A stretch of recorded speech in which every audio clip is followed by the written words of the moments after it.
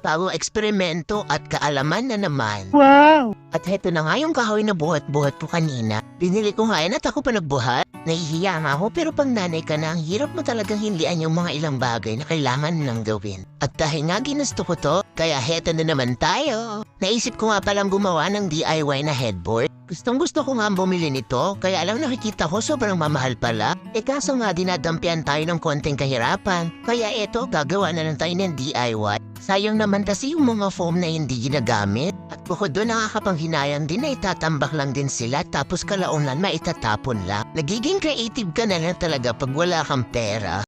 Paano masabi? At heto na nga, naglalagay na ako ng tacker dyan sa plywood para mailapat na yung foam na hindi ginagamit. Hahatulan ko na yan. Matagal-tagal na rin kasi yan. Taon na yung binilang. Marami na sigurong babae nakahiga dyan. Siguro mga 11.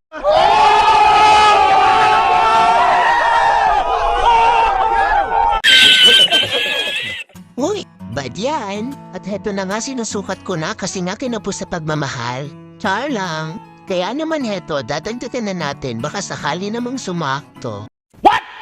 Medyo nahirapan pa nga ako dyan kaya tinitingnan ko. Ako lang pala talaga nagpapahirap sa sarili ko. Kaya naman kasi pala upuan na yung nalalagari ko. At ayan na nga, napuno na yung kulang at sumakto na din yung sukat ng pagmamahal mo. Pero hindi niya. Oo. Palagay ko nakadroga yan. At may nakita na rin pala ako dito ang plastic mat, kaya naisipan ko na yun na lang yung i-cover ko sa plywood para hindi masyadong matalim yung mga gilid. Sayang naman kasi kung itatapon, nanghinayang na naman ako. Pwede na!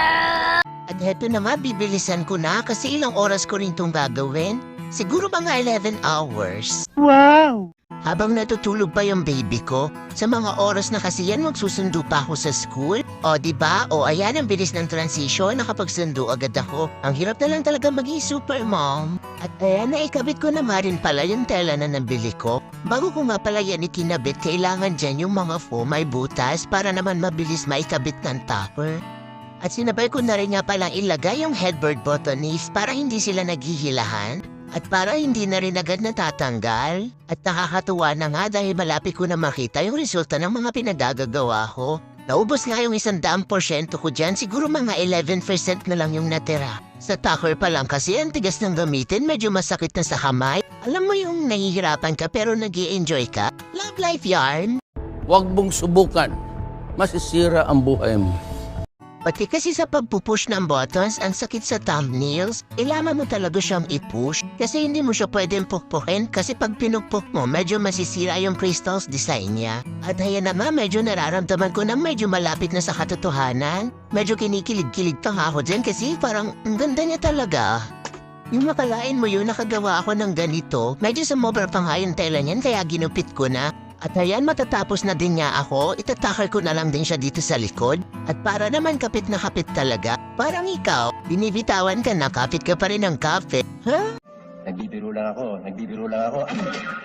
At heto na nga, natapos ko na. Wala na naman tayong nasayang na araw. Dagdag na nga lang din ako ng takoy sa likod para naman mas kapit na kapit at para mas matibay, hindi agad matatanggal yung mga tela.